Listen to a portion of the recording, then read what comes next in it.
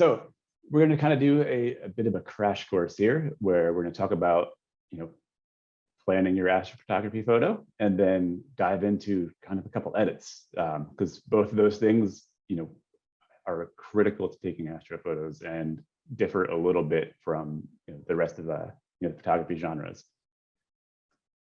So this is something that I feel like has changed, and I'm more excited to talk about it now than maybe 5 years ago or so, because previously you used to have high-end cameras and absolutely high-end lenses, but the technology has advanced so much that it's astrophotography now is way more accessible than it used to be.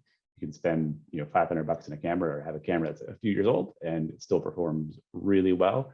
Even mobile phones are even taking some great photos of the night sky. So for your camera, as long as you have something that you can control all the settings, we're going to be in manual mode the whole time, you're good to go. So don't let that keep you from heading out under the stars. For our lens, we want to use something that has a fast aperture, because we're shooting in total darkness. So ideally f2.8 or faster, just to kind of pick up all that starlight and hopefully some cool detail in the foreground if you're shooting somewhere. And then for your tripod, we want to have something that's really sturdy, because our exposures are anywhere from 5 seconds to 30 seconds, or if you're using something like a star tracker, your exposures might dip into those couple minutes. So we want to make sure that it is sturdy the entire time, and for that, keep your center column down. Kind of a running joke with a lot of astro, or just photography in general, just kind of getting that extra couple little bit of height with your tripod, but it just introduces a lot of opportunity for shake. So whenever I'm on workshops or out with friends, always kind of point that out a little bit. Especially when they're using the center column and they don't need to, because they don't want to bend over and adjust the 3 legs. Oh, I'll just take the easy way. Yeah, absolutely. It's like, it's kind of a fun thing to give people a hard time about, because like you said, most of the time it's not to get that critical, reach over something. It's just instead of leaning down. So keep your center column down. And a remote shutter, kind of in that same vein of removing any element that might introduce a little bit of shake, or introduce a little bit of any issue that might cause our image to not be super sharp. So it's optional but recommended. If you don't have one, you can use a timer. I use a 2 to 5 second timer on my photos when I don't have a remote with me. So extra items, just make sure you have extra batteries, because you're going to be using the back of your camera to review images a little bit longer than you would be during the day, just checking out sharpness, using it to focus, so the batteries drain a little bit. Headlamp, make sure you have a headlamp that is fully charged. You can use your phone if you have to, but that kind of takes that away from any emergency situations. So headlamp, so you can see in the dark. A GPS, so you don't get lost in the dark, because if you're not used to headed out to these places, it's very easy to lose the trail. So always kind of safety minded. Food, so you don't get hungry in the dark, because you're traveling hopefully far away from light pollution. That means you're not going to be near anything else. Just you want to be able to get out there and enjoy it. And then appropriate clothing. Even in some of these summer months, the temperature drops a ton at night. So if you're heading out in t-shirt and shorts and the temperature drops by 30 degrees somewhere, or if you're headed out into the mountains, the temperature changes quite a bit. So all about being prepared and being comfortable. I get a lot of questions about the gear that I use. I shoot the Sony camera bodies at the moment. But the last photo I posted was with the Canon R5, but it switches around a little bit. The one thing that doesn't change for me is I primarily use Sigma prime lenses. Anything from the 14-1.8, which is their ultra wide, and then all the way through 85. That's another thing that I try to talk about a little bit, is don't feel like you have to have a certain lens to head out for astrophotography. It's, even though traditionally astrophotography is done with wide, ultra wide angle lenses, some of my favorite images were taken with a 35 or a 50, and it gets a really cool perspective at night. We kind of change our approach from maybe a typical astrophotography to something a little bit more like a landscape photo, but at night. So we can produce some really cool results. Tripod, mentioned that. I don't have a preferred tripod brand. I tend to break a lot of tripods. For the longest time, I didn't think it was me, but I'm pretty sure it might be me. So whatever isn't broken is what I use. Bags, if this is in person, I would normally ask everyone to say, raise their hand if you have more than one camera bag, and everyone in the room does. So if you have more than one camera bag and you want to drop a note in the chat, I think every single person here will be dropping that. The brand headlamp I use is Black Diamond. It's just the one that I have found that's lasted the longest. No allegiance to them. And then time lapse gear. If you're headed out, you can do a lot of cool move, shoot, move type stuff. And then I edit on a laptop all the time. It's a Dell XPS, and I use Room clothing when I'm headed out. So I know we're flying through this, but I only have a half an hour. So if there's questions, feel free to drop them through, and then we'll catch up later on. So to take a great photo of the night sky, you need to have great night skies. You need to get away from light pollution. So you need to take a look at light pollution maps, and then check out a couple other key things. So checking your travel dates around the moon phase. So hopefully, Rich, when you're headed out to that cabin, it'll be after this full moon phase that we got here. So you have some actual dark skies. I'm there for 3.5 weeks, so I'm optimistic. Okay, cool. But I have learned that the hard way, where I planned an amazing trip out to Zion to do some night sky, and I was a total rookie, and I'm like, wow, the moon is just pretty much destroying the night sky when I try to photograph it. Yeah, it can be rough, and I always feel bad when someone sends me a message just like, hey, I'm going to be at this epic location during this time, and I really want to take a photo of the Milky Way, and it's like right on a full moon, so I get to be the bearer of bad news there. So check out the moon phase, and just take a look at the weather patterns. Don't travel to Colorado during storm season or Arizona during monsoon season, and then just take a look at what's going to be visible in the night sky, and we'll show a couple tools for that in a second. So this is a light pollution map. As you can see, the east coast of the country, or the eastern part of the country, is very more light polluted compared to the western half. So you see that little hole near West Virginia? That's where I'm going to be. That's right. Awesome. It's a good spot to head to. And that map is coded using something called the Bortle scale, and that kind of just ranks the quality of the night sky. So to check some of that out, it's a couple of resources. I like Clear Dark Sky, and if you kind of forget, you can just type the name of the place you go to and a light pollution map at the end of it, and that'll give you a pretty good idea of the spot you're headed and what it's going to look like and what to expect when you get there. So to do those things, My Moon Phase is a app that I use to check what phase of the moon. It literally just tells you what phase of the moon it is. It puts a little widget. You might see that it's full, or 30%. We're headed up on a new moon, so that's a really cool tool. And then Star Walk and Photopills are my two favorite planning things. So for planning, when we take photos in the night sky, everyone wants to take a photo of the Milky Way, right? And I get it, because it's awesome. So there's two different parts of the Milky Way that are visible. On the left here, we have the winter Milky Way versus the summer Milky Way. And the winter Milky Way is still really cool. It's often overlooked, but it's more like that cluster of stars, as opposed to the summer Milky Way, which is that awesome galactic core that everyone looks for. So Jack, and before you move past this, Sure. I don't want to reveal a big secret here, but you told the app that I love. So that Night Sky app, and there's a couple of them out there, the Star Walks and those, right? Like, they have an augmented reality mode. So when you're scouting locations, you could like set up during the day and say, oh, what day and date is the Milky Way going to be perfectly here and what time? It's not like you just guessed that the Milky Way was going to be perfectly centered in this cave here, right? Yeah, exactly. This was months and months of planning to get this to pull the shot off. And then knowing right when to be there, instead of just showing up and like, oh, it's the Milky Way is way to the left of the cave, and I have to wait a couple hours. So a lot of planning for it. So that's these next couple of slides actually talking just about that. So for the summer Milky Way and the galactic core, it generally rises over the southeast horizon, and it's visible starting in late March. Thankfully, we're kind of well into Milky Way season. But one of the things that people don't realize is that the position of the Milky Way, it changes over the course of the year. So if this is using one of those apps that you mentioned and that Rich was just talking about, this is Star Walk. And one of the cool things, aside from being able to actually use it in the field, is that you can use it from home too. You change the location to that spot that you're traveling to and see exactly when something is going to be positioned where you're going to be standing, a couple of weeks, couple of months from now. So at 4 a.m. on March 30th, the Milky Way is well over the horizon, kind of starting to look a little bit vertical. But then each month, the Milky Way moves about 2 hours earlier in the sky. It'll be in the same position. So a month from March 30th at April 30th, 2 a.m., Milky Way is in the same position it was at 4 a.m.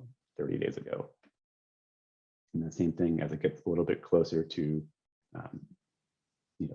4 a.m. and then we get that kind of vertical look in the Milky Way. It can be really cool. And those are different things to think about when you're planning your astro photos. And then by the end of the summer, at the same time, we kind of start to get a little bit of that different part of the core.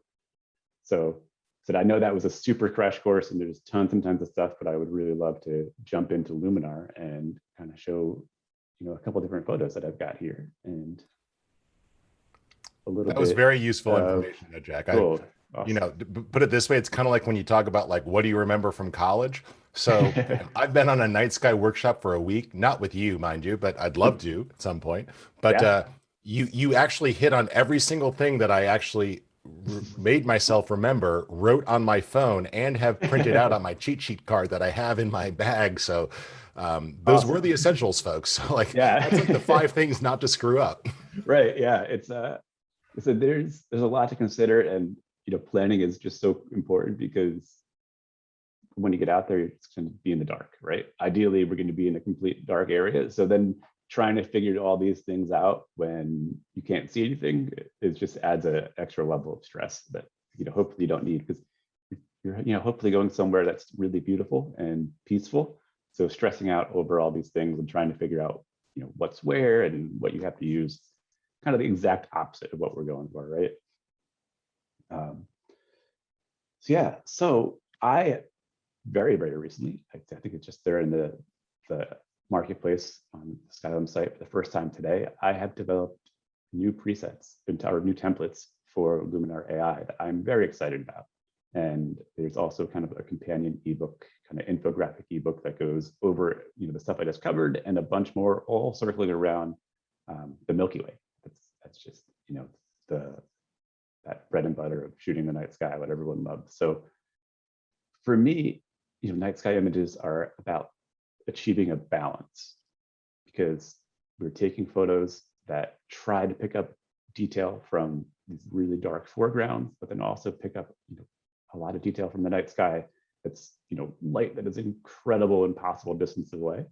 So I was going into these images always trying to think about, how can I balance it, how can I approach this image? Because astrophotography, when editing, it's got a little more creative room than a lot of other genres, because a sunset kind of always looks like a sunset. People know the colors are going to change a little bit when it comes to like how vibrant it is, but if you add some color in there that's kind of obviously not part of the spectrum that we would see, it's pretty obvious. Whereas night sky stuff, there's a range when it comes to your creative side. So you might have something that's a little more blue on the artistic side, or a little bit more of that natural side. So I developed these templates with that in mind, and trying to not just have necessarily a one-click, where a lot of them work that way, but also to I wanted to show a couple ways we can dive in and then go beyond just using that template. So I picked out a couple of my favorite images. This is Mount Rainier up in Washington.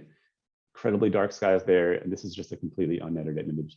So now when I edit, I always start with a template. It may not be where I end, but that's definitely where I start. So I just kind of go through, click them one by one, and see what kind of look we get. Another thing with astrophotography is that we have the amount of available light in the image changes a decent bit. So we can see the level of detail that changes in the Milky Way with each one, and kind of the tones that we get as each of these go through. So I start off by trying to find something that looks like a good spot to kind of just that to be a starting point, and then I dive into like the actual edit and make some adjustments as we go. So I also throughout creating these different ones, I love to take advantage of some of the tools in Luminar AI. So I'm trying to move my bar here. Sorry about that. Cool. So I like the way this kind of gives that kind of really dreamy glow to the Milky Way. And if we look at the before and after, we can see just that. So put a bit more detail in the, the mountain, get some cool color in that. So that's a good starting point for this one. So I'm going to just go right over to edit. And so if you're not familiar with any of the templates, and the idea of starting with one and then making adjustments seems daunting, but you can kind of look at after you click the edit tab, any of the little dots indicate that there is something that's being used in that section. So that means you can either go through and maybe this one, I like the way it makes the Milky Way look, but I'm not really a big fan of how blue it is. So I can adjust the temperature, kind of dial that back a little bit. And then I go from that more artistic blue to a little bit more science, accurate color of the night sky. And that's kind of the cool thing about astrophotography, is that you have that freedom there where, if you want to appeal to just that pure artistic side, or if you want to appeal to that more scientific side and the more astronomy field, that's totally up to you. I kind of, I jump back and forth on my images a little bit, depending on, if it's something where that's, more of a newsworthy event, like a meteor shower, or if it's, comet, then I tend to gravitate towards edits that are a little more scientifically accurate. So, I think changing that white balance there is cool. On this one, I kind of reduced the structure a little bit, and that's how we get a little bit of the glow up there in the Milky Way. But if I want to bring it back a little, I think that's something also too that people are often hesitant to make changes. Like, oh, I don't like, how do I achieve that? One of the cool things is just play with the sliders and see what they do. And structure is awesome there, because I assume one of the reasons you love it for skies is it's designed to add details to details, but not to bring out noise in the flat areas of the sky, so that you're not getting artifacts. I love how it brought out the Milky Way there, but it didn't add a bunch of noise in the flat areas. Right. Yeah, that's it's critical. And one of those things where you want the right note, that right edit to it. So you don't want to get rid of stars. You don't want to just sharpen, spots that shouldn't be, creating, those artifacts in the image. So, because we're kind of boosting shadows in some areas, I always do a little bit of color noise reduction in my my astro images. And then also we can see here, like another thing too, like I'm sure as you were going through some of your edits, Rich, just kind of showing, the difference between, what any of these adjustments do and don't. And you can see right along the horizon, that cool glow that gets added in this atmosphere. And I think just the way it's that subtle look above the mountain, I think it adds a bit to the image. It helps that transition from that dark foreground sky. So I'm a big fan of the Atmosphere AI. Yeah, and one of the things I want to say to folks is like, people are like, oh, that's cheating. It's not cheating, because we used to do this sort of stuff with like dodging and burning and masking and layering. All this is doing is the same thing without you having to do about 15 extra steps. Exactly. Yeah. Yeah, and I said, as whether it's templates that I created, or if I'm using some that someone else created, I always like to go through and just kind of see what they look like before and after, and mess with the sliders and see what it goes through. I know time is flying, so yeah, that's just one of the many kind of starts. So I'll take a totally different image here of the same mountain. So one question for you, Jack. Folks were asking, were these shot as single images, HDRs, or did you merge a foreground and background before editing? Did you do anything beforehand? So that specific photo was a huge pano. It was all, so the foreground and the sky were all shot at the same time. That's my approach. I prefer to have everything taken sequentially. Whether I'm using a star tracker or single photos, it's always taken at the same time. So I just kind of stitch that together. I use PT GUI for a lot of my panos, especially for the night sky stuff. Yep, and that makes beautiful 16-bit TIFFs, which you could hand off to Luminar with like Pro Photo or Adobe RGB. So plenty of information for color, right? Yep, absolutely. And but this photo here is, same mountain, different night, and it's just a single exposure. And in addition to, the templates I had created for the Milky Way, I had a couple for blue hour, because blue hour is a beautiful, beautiful time to photograph the night sky. It's also just a beautiful time to be outside under the stars, right? Just kind of watching them appear one by one. But it can be really challenging, because we can see here, I've got a lot of stars, some detail on the mountain, but the foreground is super dark. So the blue hour templates are focused on making that adjustment, bringing up shadows in those areas, adding a little bit of structure, I think, to the foreground, just to kind of bring out those details. And we'll kind of jump and see which one. And yeah, I think we'll go back to the first one here. I like that softness to it. And then jump over into edit, and we can see, all the different tools. This one, Accent AI, again, just see the difference that does in that foreground and the whole image. Just, we go from something that had absolutely no detail, just total darkness, to something that this is one of my favorite image dispersion that has that beautiful path at night. So again, it's got a little bit of that Sky Hansen eye. And I feel like I kind of come a little bit more from, and I don't know a better word to use, and I hesitate to label myself this at all, or anyone really, but like almost kind of that purist type side. So to be honest, I was like, oh, AI tools, right? Like, I want to be in control of my edits.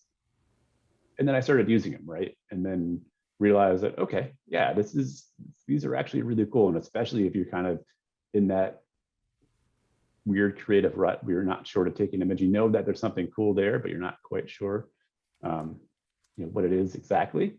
So playing with these, I think, just it leads to a lot of cool ideas and a lot of cool results too. So again, whether I'm starting an edit from scratch or starting an edit from a template, I kind of go through and just see how they look. In this image, again, night sky and any image, I look for balance. I want there to be good foreground detail, good detail in the sky. Composition AI is such a cool tool.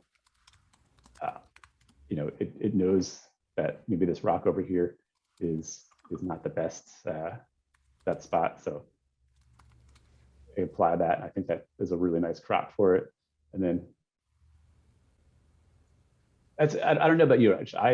My personal workflow, I always, if I'm not trying to fly through an edit, I will generally just kind of like work down the list a little bit, kind of go through and go one by one. I don't have a super particular, like, I go light and then, down to denoise and down to color. Like, I kind of work my way through. It's all meant to bounce around. The only thing I'd say is changing exposure changes color, but changing color doesn't change exposure. So I try to get the exposure right first, because if I work on color first, as soon as I start touching exposure, it messes with the color.